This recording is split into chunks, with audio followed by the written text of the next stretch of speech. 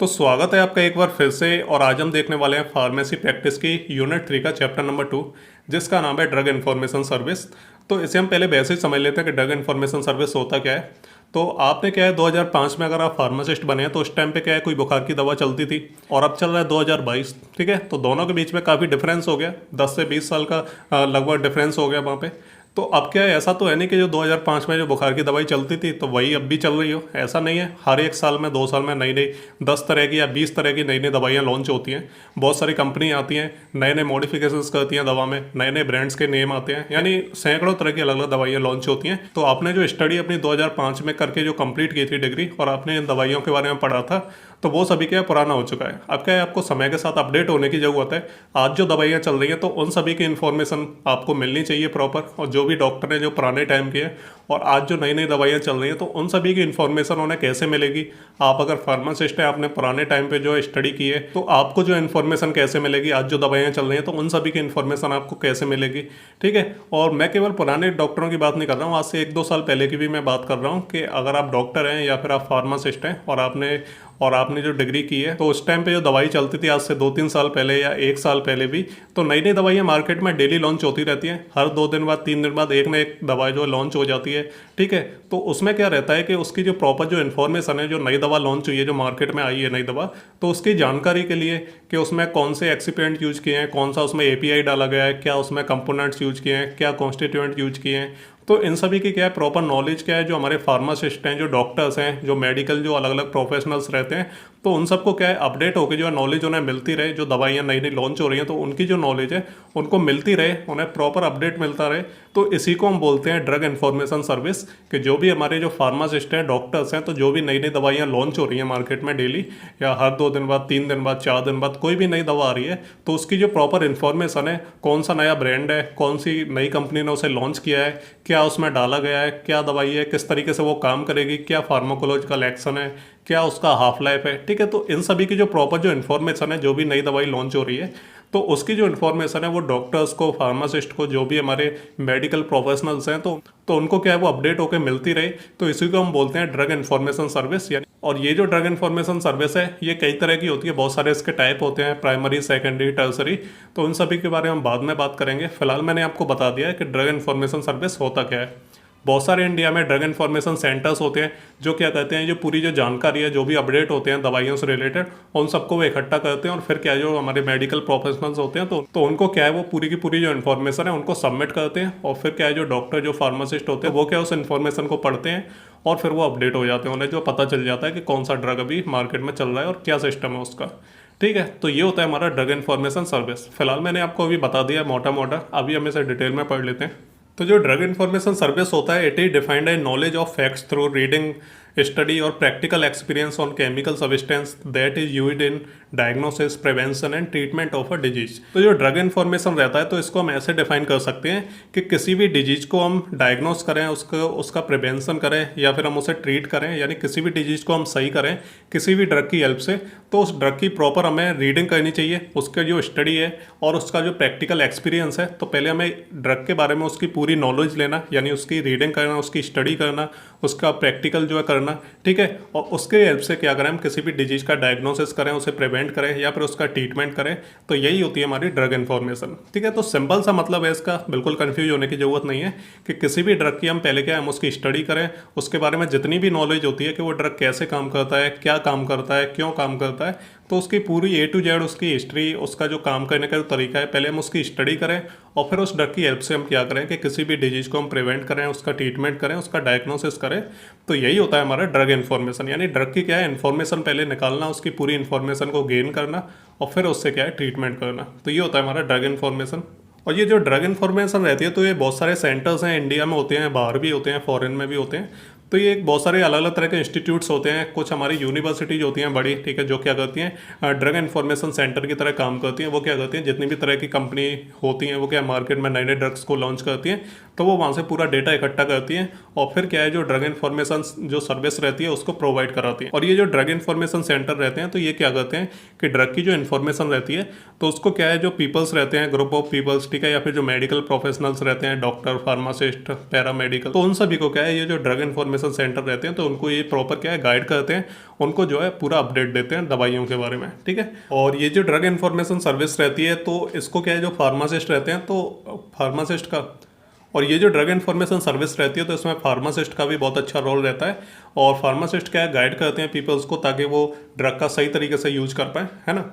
और ये जो ड्रग इन्फॉर्मेशन सेंटर है ये सबसे पहले क्या है डेवलप किया गया था यूनिवर्सिटी ऑफ केंटुकी, ठीक है, जो कि यूएसए में है। और इसे जो है डेवलप किया गया था 1960 में। तो सबसे पहले यूएसए में इसे लाया गया था 1960 में। और यूनाइटेड स्टेट की हम बात करें तो लगभग 80% हॉस्पिटल्स में क्या है ड्रग इन्फॉर्मेशन सेंटर्स होते हैं, यानी ज़्यादातर हॉस्पिटल्स में ड्रग इन्फॉर्मेशन सेंटर्स प्रेजेंट होते हैं। तो ये हम यूएसए की बात कर रहे हैं, इंडिया की बात नहीं कर रहे हैं। और यहाँ पे हम इंडिया की भी बात कर लेते हैं। तो क्या है, शुरुआती स्टेज में क्या है कुछ सेंटर्स यहाँ पे इंडिया में थे हमारे, और इंडिया में शुरुआती स्टेज में क्या है कुछ सेंटर्स बनाए गए थे और उन्हें बनाया गया था प्रोफेसर ऑफ फार्माकोलॉजी मुंबई।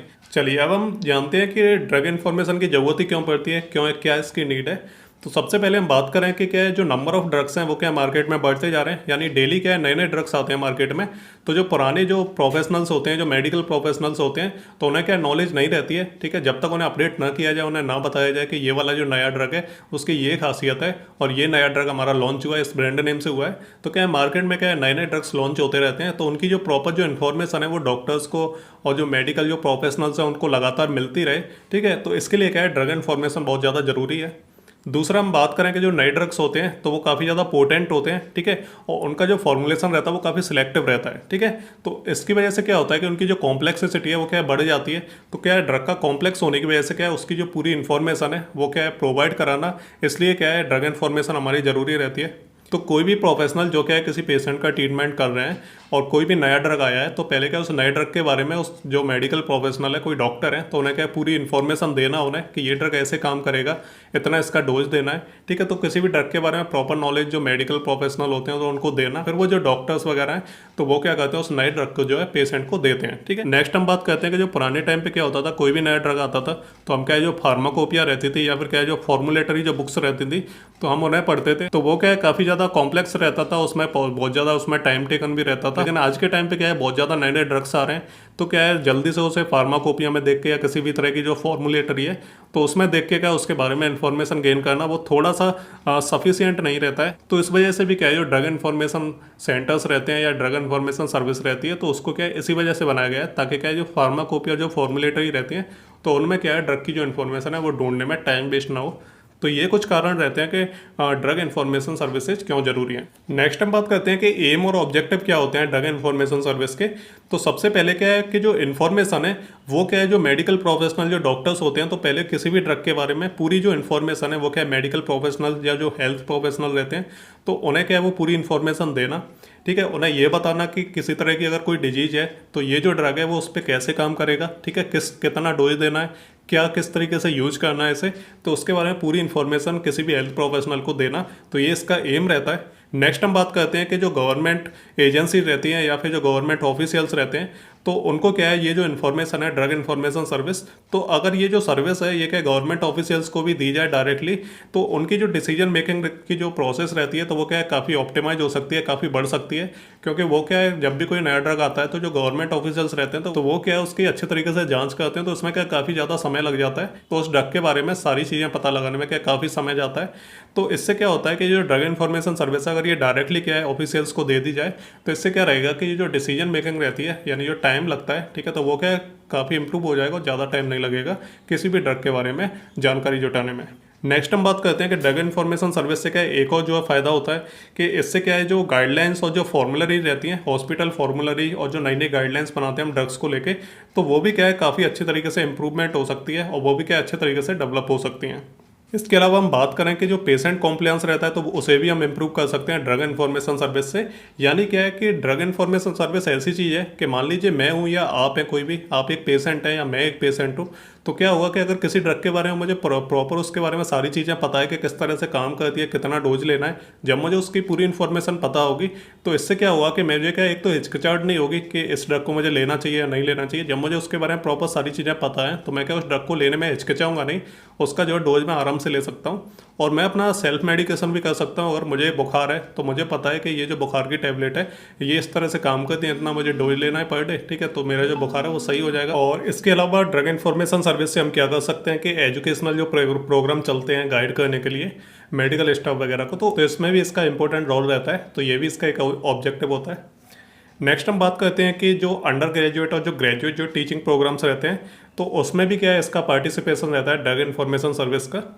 और इसके अलावा एजुकेशनल जो एक्टिविटी रहती है कि ड्रग का किस तरीके से यूज करना चाहिए, कैसे अप्रोप्रिएट तरीके से ड्रग का यूज करना चाहिए पेशेंट को, तो उसका क्या है, कम्युनिटी में क्या है, एक एजुकेशनल एक्टिविटी प्रोवाइड करना, डेवलप करना, तो ये काम भी रहता है हमारे ड्रग इन्फॉर्मेशन सर्विस का। इसके अलावा ड्रग इन्फॉर्मेशन को प्रिपेयर करना, उसे डिस्ट्रीब्यूट करना, ठीक। तो जो भी हमारे हेल्थ पर्सनल्स रहते हैं, तो उनको क्या है, ड्रग की जो प्रॉपर जो इन्फॉर्मेशन है उसको प्रिपेयर करना, उसको डिस्ट्रीब्यूट करना, ठीक है। जो हेल्थ प्रोफेशनल रहते हैं उनको in the form of drug information bulletin, यानी क्या है, अलग अलग तरह के बुलेटिन्स आते हैं, यानी न्यूज़पेपर्स आते हैं, यानी बुलेटिन्स वाले, ठीक है। तो उसकी हेल्प से या फिर क्या है, जो सोशल मीडिया वगैरह रहता है उसकी हेल्प से हम क्या करें कि जो ड्रग की जो इन्फॉर्मेशन है वो हम क्या है, जो हेल्थ पर्सनल्स तक पहुंचा पाएँ। तो ये भी क्या रहता है, ऑब्जेक्टिव रहता है ड्रग इन्फॉर्मेशन सर्विस का।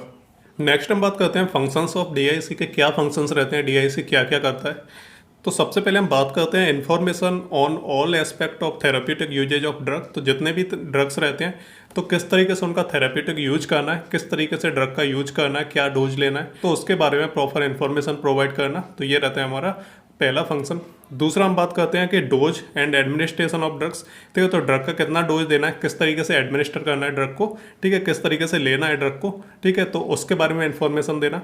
नेक्स्ट बात करते हैं हम ड्रग फूड या फिर क्या ड्रग अर्ब इंट्रैक्शन रहता है, तो उसके बारे में भी क्या इन्फॉर्मेशन प्रॉपर प्रोवाइड करना कि ड्रग इंट्रैक्शन क्या होता है, कैसे हो सकता है, ठीक है। ड्रग फूड इंट्रैक्शन कैसे कर सकता है ये जो प्रॉपर ड्रग है, या फिर क्या इस ड्रग को हम किसी हर्ब के साथ लेते हैं तो किस तरीके से इंट्रैक्शन हो सकता है, तो उसके बारे में भी क्या प्रॉपर इन्फॉर्मेशन देना। और इसके अलावा ड्रग के एडवर्स इफेक्ट के बारे में इन्फॉर्म करना। इसके अलावा जो सेफ्टी इंडिकेशन रहते हैं, ठीक है, तो ड्रग्स को किस तरीके से सेफली यूज करना है, इसके अलावा उनके क्या क्या सेफ्टी इंडिकेशंस रहते हैं, तो उनके बारे में इन्फॉर्मेशन देना, ठीक है। और जो प्रेगनेंसी और जो लैक्टेशन में जो ड्रग्स यूज किए जाते हैं उनके बारे में इन्फॉर्मेशन देना कि किस तरीके से यूज करने। नेक्स्ट हम बात करते हैं availability, substitute, formulary decision, etc, ठीक है। तो जो अवेलेबिलिटी रहती है ड्रग्स की, बायो अवेलेबिलिटी, ठीक है, क्या क्या सब्स्टिट्यूट यूज किए गए ड्रग में, तो उन सभी के बारे में इन्फॉर्मेशन देना। इसके अलावा हम बात करें कि जो ड्रग इन्फॉर्मेशन रहती है, ठीक है, तो ड्रग की जो इन्फॉर्मेशन रहती है तो उसे हम क्या है, बुलेटिन्स की हेल्प से या फिर क्या है, जो न्यूज़ लेटर्स रहते हैं उनकी हेल्प से हम क्या है, जो ड्रग की जो इन्फॉर्मेशन है उसको प्रोवाइड करा पाएँ। तो ये भी इसका एक फंक्शन ही रहता है। और नेक्स्ट हम बात करते हैं drug information related to academic and research, ठीक है। तो जो रिसर्च हो रही है किसी ड्रग के ऊपर, ठीक है, या फिर क्या है कोई एकेडमिक स्टडी वगैरह हो रही है, तो वहाँ पे भी क्या है, जो ड्रग इन्फॉर्मेशन रहता है तो उसका मेन फंक्शन रहता है, ठीक है। तो यहाँ पे भी उसकी एक्टिविटी रहती है। तो ये कुछ फंक्शंस होते हैं ड्रग इन्फॉर्मेशन सेंटर्स के। नेक्स्ट हम बात करते हैं कि कौन कौन जो है ड्रग इन्फॉर्मेशन सेंटर से जो इन्फॉर्मेशन ले सकता है, ठीक है। तो पहले तो हम फिजिशियंस जो डॉक्टर्स होते हैं वो क्या है, ड्रग इन्फॉर्मेशन सेंटर से किसी भी ड्रग के बारे में इन्फॉर्मेशन ले सकते हैं। फार्मासिस्ट भी ले सकते हैं, जो नर्सेज होती हैं तो वो भी क्या है, ड्रग इन्फॉर्मेशन सेंटर से इन्फॉर्मेशन ले सकती हैं। नेक्स्ट हम बात करते हैं मेडिकल और जो पैरामेडिकल स्टूडेंट्स होते हैं, तो वो भी क्या कर सकते हैं, इसका यूज कर सकते हैं, ड्रग इन्फॉर्मेशन सेंटर से इन्फॉर्मेशन ले सकते हैं। इसके अलावा जो रिसर्च कर रहे हैं, रिसर्च स्कॉलर रहते हैं, तो वो भी ले सकते हैं। इसके अलावा अदर जो हेल्थ केयर प्रोफेशनल्स रहते हैं, कि जैसे और भी रहते हैं, बहुत सारे अलग अलग डिपार्टमेंट रहते हैं हेल्थ के, तो वो भी क्या है, जो ड्रग इन्फॉर्मेशन सेंटर है वहाँ से हेल्प ले सकते हैं। इसके अलावा पेशेंट और जो इंडिविजुअल्स रहते हैं, ठीक है, कि पेशेंट तो ले ही सकता है, लेकिन साथ में क्या है, उसके पेरेंट्स वगैरह हैं, उसके घर वाले हैं, तो वो भी क्या कर सकते हैं, ड्रग इन्फॉर्मेशन सेंटर से ड्रग की किसी भी पर्टिकुलर ड्रग की इन्फॉर्मेशन ले सकते हैं। नेक्स्ट बात करते हैं हम ड्रग इन्फॉर्मेशन सेंटर्स इंडिया की। तो इंडिया में क्या है, WHO ने मिलके और जो स्टेट जो गवर्नमेंट रहती है, कर्नाटका की जो स्टेट फार्मेसी काउंसिल है, तो इन दोनों ने मिलकर क्या किया है कि जो 5 जो ड्रग इन्फॉर्मेशन सेंटर है वो क्या इंडिया में डेवलप किए, यानी इंडिया में क्या है, बनाए गए, ठीक है। तो ये बनाए गए WHO और जो कर्नाटका स्टेट फार्मेसी काउंसिल है, तो उन दोनों ने क्या आपस में कोलैबोरेट किया और क्या है, 5 जो नए जो ड्रग इन्फॉर्मेशन सेंटर्स हैं उनको बनाया, ठीक है।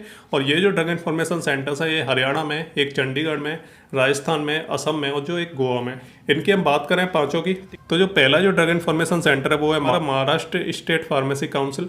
दूसरा DIC है हमारा Andhra Pradesh state pharmacy council. तीसरा है हमारा जयपुर राजस्थान में। और नेक्स्ट है हमारा रायपुर छत्तीसगढ़ में। और इसके अलावा जो 5वां है हमारा वो है हमारा कर्नाटका स्टेट फार्मेसी काउंसिल, ये हमारा बेंगलोर में, ठीक है। तो ये 5 है हमारे टोटल इंडिया में, जो क्या है अलग अलग स्टेट में प्रेजेंट है। नेक्स्ट इसमें आता है हमारा पॉइजन इन्फॉर्मेशन सेंटर। तो ड्रग इन्फॉर्मेशन सेंटर आपने पढ़ लिया, इसके सेंटर्स देख लिए। अब बात करते हैं पॉइजन इन्फॉर्मेशन सेंटर की। कई बार क्या है, इसे 2 नामों से भी जाना जाता है, एल्कोहल या फिर पॉइजन इन्फॉर्मेशन सेंटर। तो दोनों एक ही चीज़ होती है, दोनों को आपको ध्यान रखना है। पॉइजन इन्फॉर्मेशन सेंटर्स में क्या है कि पॉइजन इन्फॉर्मेशन सर्विस क्या है, एक तरह की क्या है, एक सर्विस होती है जिसमें क्या किया जाता है कि सारी की सारी इन्फॉर्मेशन दी जाती है पॉइजन से रिलेटेड। ठीक है, पॉइजन का डायग्नोसिस करना, उसे किस तरीके से मैनेजमेंट करना है, किस तरीके से प्रिवेंट करना है कि जो पॉइजन है उसका जो एक्सपोजर है वो पेशेंट को ना हो। और इसके अलावा क्या है, पेशेंट के द्वारा क्या है इंटेंशनली या फिर एक्सीडेंटली अगर कोई पॉइजन लिया गया है, ठीक है, या फिर क्या है रूट क्या है एक्सपोजर का, किस तरीके से लिया गया है पॉइजन को, तो उसके बारे में प्रॉपर डायग्नोसिस करना, उसे प्रिवेंट करना, पूरी जो इन्फॉर्मेशन है पॉइजन से रिलेटेड वो क्या है प्रोवाइड करना, ये काम रहता है हमारे पॉइजन इन्फॉर्मेशन सेंटर का।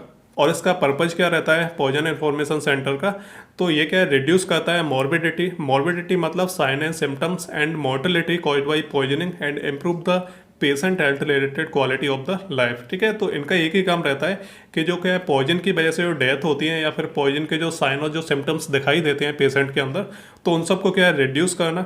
ठीक है, और जो लाइफ की जो क्वालिटी है यानी हेल्थ की जो क्वालिटी है उसको क्या है इम्प्रूव करना। तो ये इसका पर्पज रहता है।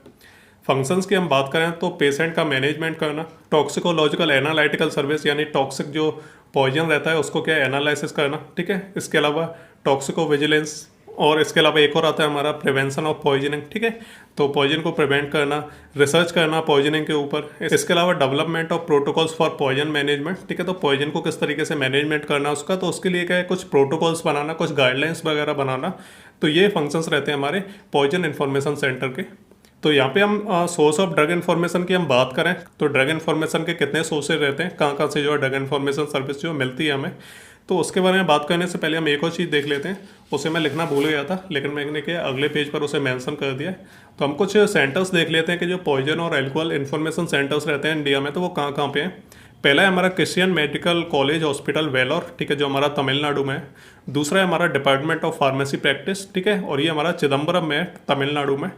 और फिर आता है हमारा डिपार्टमेंट ऑफ फार्मेसी प्रैक्टिस, और नेक्स्ट है हमारा drug information centre division of pharmacy practice department of pharmacy, ये हमारा एन्नामलई यूनिवर्सिटी में। और फिर है हमारा डीआईसी विक्टोरिया हॉस्पिटल जो कि बेंगलोर कर्नाटका में है। और फिर है हमारा Jawaharlal Nehru medical College hospital जो हमारा वेलगनम कर्नाटका में। ठीक है, तो ये कुछ हमारे पॉइजन और एल्कोहल इन्फॉर्मेशन सेंटर्स है जो इंडिया में प्रेजेंट है। तो इन सबको आप याद कर लेना, देख लेना। चलिए अब हम बात करते हैं सोर्स ऑफ ड्रग इन्फॉर्मेशन। तो प्राइमरी, सेकेंडरी और टर्सरी 3 सोर्सेज रहते हैं, इसके अलावा 2 और रहते हैं, उनके बारे में हम बाद में बात करेंगे।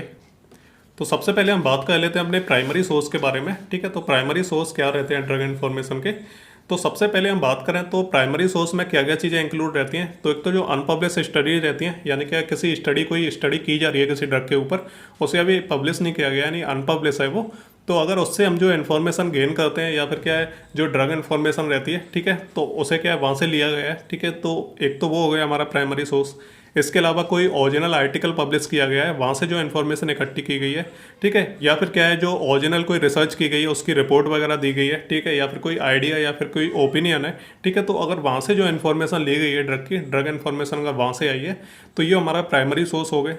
इसके अलावा इसमें और भी चीज़ें आ जाती हैं जैसे clinical research studies and reports. ठीक है, तो कोई क्लिनिकल रिसर्च हुई है, स्टडी हुई है, या फिर कोई रिपोर्ट जो पेश की गई है, ठीक है, वहाँ से, या फिर क्या है जो पब्लिश और जो अनपब्लिश जो स्टडी रहती हैं, क्लिनिकल रिसर्च स्टडी या फिर रिपोर्ट्स रहती हैं, तो चाहे वो पब्लिश हो या अनपब्लिश हो, अगर वहाँ से जो है इन्फॉर्मेशन जो है इकट्ठी की गई है, ठीक है, तो वो भी हमारा प्राइमरी सोर्स हो गया।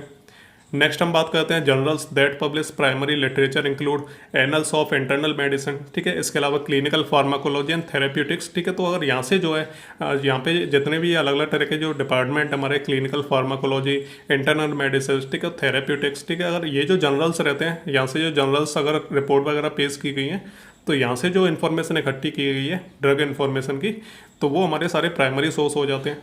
सेकेंडरी सोर्स की हम बात करें तो कुछ हमारी ऐसे अलग अलग संस्था वगैरह रहती हैं, ठीक है, अलग अलग हमारे पास ऐसे कुछ सिस्टम रहते हैं जो क्या करते हैं कि जो प्राइमरी सोर्स रहते हैं तो वहाँ से वो क्या है जो इन्फॉर्मेशन है उसको इजीली तरीके से वहाँ से क्या है उसे कलेक्ट करवा सकते हैं। ठीक है, तो जनरली सेकेंडरी सोर्स में हमारे को सिस्टम आ जाते हैं जिनकी हेल्प से क्या है हम जो प्राइमरी सोर्स रहते हैं वहाँ से जो इन्फॉर्मेशन है उसे हम कलेक्ट कर सकते हैं। ठीक है, तो बस इतना सा आपको याद रखना है। इसमें हमारे कुछ IOWA ड्रग इन्फॉर्मेशन सर्विस रहती है, मेडलाइन रहती है, इंटरनेशनल फार्मास्यूटिकल एब्स्ट्रैक्ट रहते हैं, क्लीना अलर्ट, ठीक है, इसके अलावा पबमेड। ठीक है, तो ये हमारे कुछ अलग अलग जो है सिस्टम रहते हैं। ठीक है, और एक और हमारा नेशनल लाइब्रेरी ऑफ मेडिसिन। तो ये हमारे अलग अलग जो है अलग अलग सिस्टम रहते हैं जो क्या करते हैं हमें जो प्राइमरी सोर्स रहते हैं वहाँ से क्या इन्फॉर्मेशन को कलेक्ट करने में हेल्प करते हैं। ठीक है, तो इतना आपको याद रखना है, ये कुछ नाम है जो आपको याद कर लेने।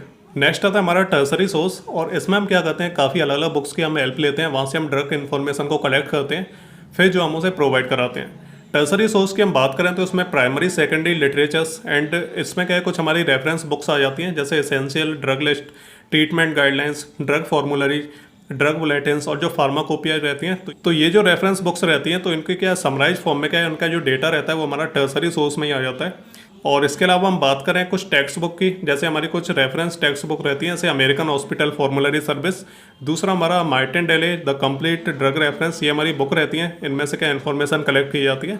इसके अलावा Meyers side effect of drug, Remington pharmaceutical science and United State pharmacopoeia drug information, ये कुछ हमारी रेफरेंस बुक्स रहती हैं, टेक्स्ट बुक्स रहती हैं, जिसमें से क्या है इन्फॉर्मेशन को जो इकट्ठा किया जाता है, कलेक्ट किया जाता है। ठीक है, तो ये हमारे टर्सरी सोर्स हो गए।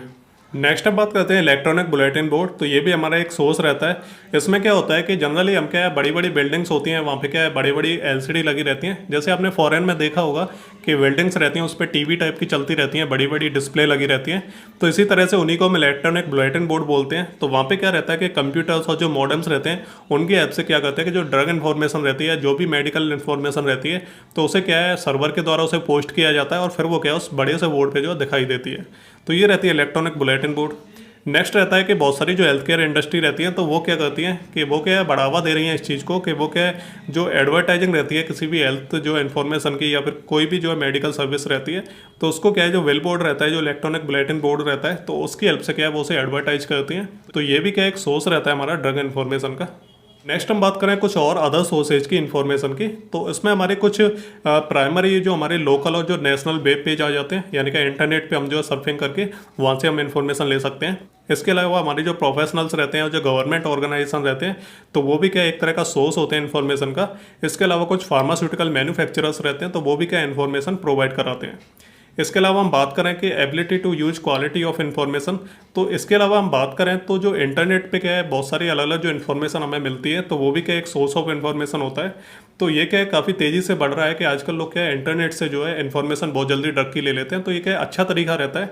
इससे क्या है जो पेशेंट और जो फार्मासिस्ट वगैरह रहते हैं, तो इन्हें काफ़ी ज़्यादा बेनिफिट मिलता है, क्योंकि इन्हें कोई सेंटर पे नहीं जाना है या फिर किसी बुक को खोल के नहीं पढ़ना है। अगर उन्हें किसी ड्रग के बारे में इन्फॉर्मेशन चाहिए, तो वो क्या करते हैं सीधे इंटरनेट पे जाते हैं, टाइप करते हैं, और वहाँ से जो है सारी इन्फॉर्मेशन उन्हें मिल जाती है। तो ये भी क्या एक अदर सोर्स रहता है हमारा इन्फॉर्मेशन का। तो ये सारे तरीके रहते हैं, ये हमारे अलग अलग सोर्सेज रहते हैं ड्रग इन्फॉर्मेशन के। तो इन सबको आप देख लेना, याद कर लेना। इसके अलावा हम बात करते हैं कंप्यूटराइज सर्विस की। तो ये कंप्यूटराइज सर्विस क्या रहता है कि इसमें क्या अलग अलग जो है वेबसाइट होती हैं, जहाँ पे क्या अलग अलग लाइब्रेरी टाइप की होती हैं, या फिर क्या है बहुत सारे वहाँ पे अलग अलग वेब पेजेस बने रहते हैं, ई बुक्स वगैरह प्रेजेंट होती हैं। तो जो कंप्यूटराइज तरीके रहते हैं, ये कंप्यूटराइज सर्विस रहती हैं, जिसकी हेल्प से हम क्या करते हैं कि ड्रग इन्फॉर्मेशन के बारे में हम पता लगाते हैं, ड्रग के बारे में हम जो जानकारी लेते हैं। सबसे पहला हमारा एक्सेस मेडिसिन आता है। तो इसमें हमारी काफ़ी सारी रेफरेंस बुक्स रहती हैं, ई बुक्स रहती हैं, जिसमें हमारी आ जाती है हैरिसन्स ऑनलाइन, ठीक है। इसके अलावा गुडमैन्स और Gilman's pharmacology, current medical diagnosis and treatment.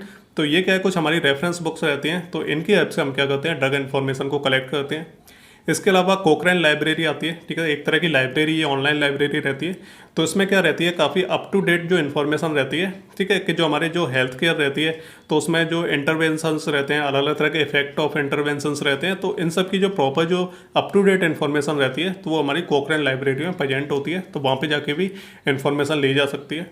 इसके अलावा माइक्रोमेडेक्स, तो यहाँ पे क्या है ड्रग और उसके डोज की इन्फॉर्मेशन, टॉक्सिकोलॉजिकल सब्सटेंसेज ड्रग के अंदर अगर प्रेजेंट हैं, या फिर पेशेंट इन्फॉर्मेशन डेटाबेस, पेशेंट का पूरा जो इन्फॉर्मेशन का जो डेटाबेस रहता है, या फिर क्या है जो other data to support clinical care decisions, ठीक है। तो सारी की सारी जो इन्फॉर्मेशन है वो क्या हमारी माइक्रोमेडेक्स में प्रेजेंट रहती है। तो वहाँ पे जाके भी हम चेक कर सकते हैं। और इसके अलावा हमारा जो फोर्थ टाइप आता है कंप्यूटर सर्विस में, ये हमारा आता है नेचुरल मेडिसिन, यानी फॉर्मली नेचुरल स्टैंडर्ड्स। तो इसमें क्या है एविडेंस बेस्ड इन्फॉर्मेशन रहती है कि क्या एविडेंस है किसी भी मेडिसिन का, या फिर कॉम्प्लीमेंट्री एंड अल्टरनेटिव थेरेपीज, इन सभी के बारे में इन्फॉर्मेशन रहती है। तो हमारा नेचुरल मेडिसिन आता है। और नेक्स्ट इसमें आता है हमारा पीएमसी, इसे हम पबमेड सेंट्रल भी बोलते हैं। ये क्या एक हमारी फुल टेक्स्ट अचीव रहती है, यानी एक फाइल रहती है जिसमें क्या है टेक्स्ट फॉर्मेट में बायोमेडिकल और लाइफ साइंस जर्नल्स, लिटरेचर्स, तो इसके बारे में इन्फॉर्मेशन रहती है। और इसके अलावा US national institute of health and national library of medicine, तो ये क्या है इसमें पूरा एक फुल टेक्स्ट अचीव रहती है, पूरी एक फाइल रहती है, जिसमें क्या है बहुत सारी चीज़ें जैसे बायोमेडिकल, लाइफ साइंस के जो जर्नल्स रहते हैं, लिटरेचर्स रहते हैं, उन सभी के बारे में उसमें इन्फॉर्मेशन दी रहती है। तो ये क्या हमारा एक कंप्यूटर सर्विस का एक टाइप रहता है।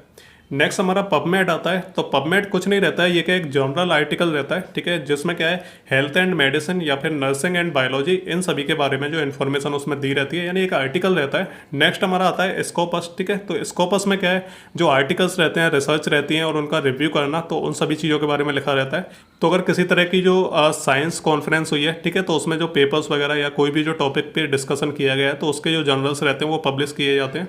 इसके अलावा technology, medicine, social science and arts and humanities, तो इसके ऊपर जो कॉन्फ्रेंस होती है तो उनके जो पेपर्स वगैरह हैं, उनके जो जर्नल्स आर्टिकल्स हैं, तो वो क्या इस पर पब्लिश किए जाते हैं, उन्हें रिव्यू किया जाता है, तो उनकी जो इन्फॉर्मेशन है वो यहाँ पे दी रहती है। तो और नेक्स्ट इसमें आता है हमारा टॉक्सनेट। तो टॉक्सनेट में क्या है, टॉक्सिकोलॉजी डेटा नेटवर्क इसे हम बोलते हैं।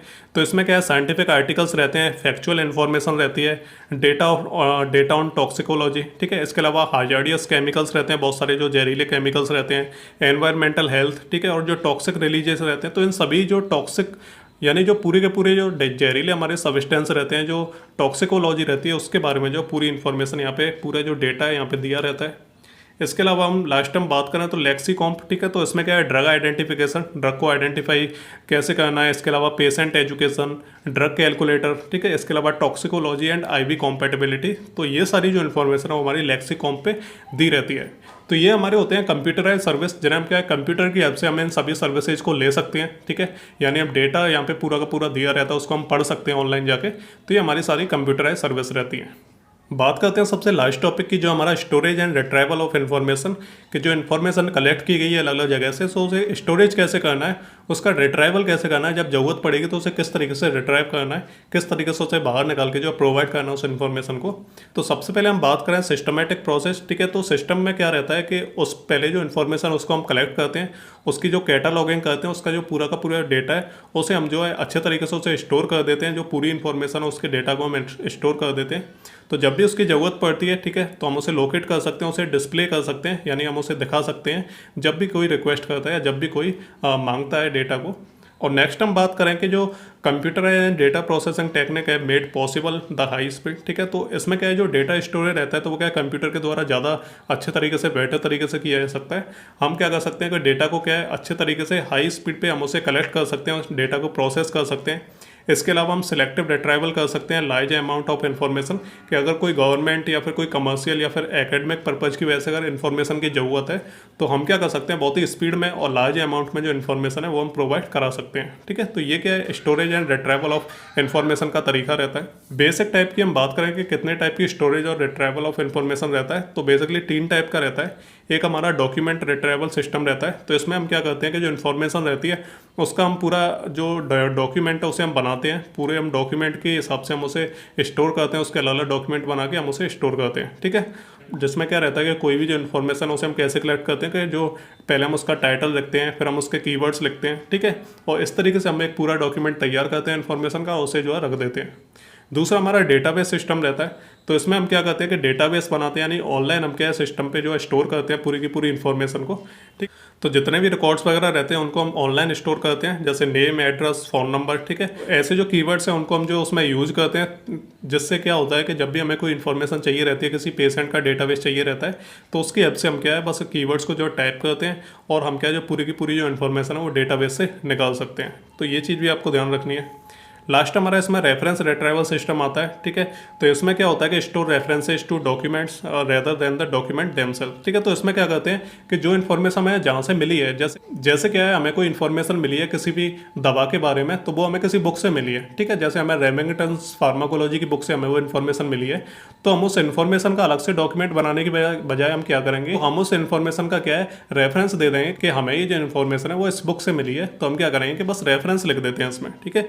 तो इसे हम रेफरेंस रिट्राइवल सिस्टम बोलते हैं, कि हम क्या है प्रॉपर किसी इन्फॉर्मेशन का हम डॉक्यूमेंट नहीं बनाते हैं, हम बस इतना कर देते हैं कि वो जो इन्फॉर्मेशन है वो हमें कहाँ से मिली है, ठीक है। तो हम उस बुक का जो है रेफरेंस वहाँ पे लिख देंगे कि इस बुक में ये जो बुक है तो यहाँ से हमें इस पेज नंबर से हमें ये जो इन्फॉर्मेशन है वो मिली है, ठीक है। तो ये रहता है हमारा रेफरेंस रिट्राइवल सिस्टम। फाइनली हमारा ये जो चैप्टर है वो आके ख़त्म हो चुका है। अगर आपको कोई भी डाउट आता है तो आप जो है कमेंट करके पूछ सकते हैं। वैसे ये क्या थ्योरेटिकल पोर्शन है, तो आप रीड करोगे तो सबको समझ में आ जाएगा। फिर भी नहीं आता है तो आप जो है मुझसे पूछ सकते हो। बाकी इंपॉर्टेंट क्वेश्चन मैंने दे दिए हैं तो उसके हिसाब से आप पढ़ लेना। तो ये हमारा चैप्टर हुआ फिनिश। अब नेक्स्ट वीडियो से हम स्टार्ट करेंगे चैप्टर नंबर 3 यूनिट 3 का। तो मिलते हैं अगले वीडियो में, तब तक के लिए good bye and take care.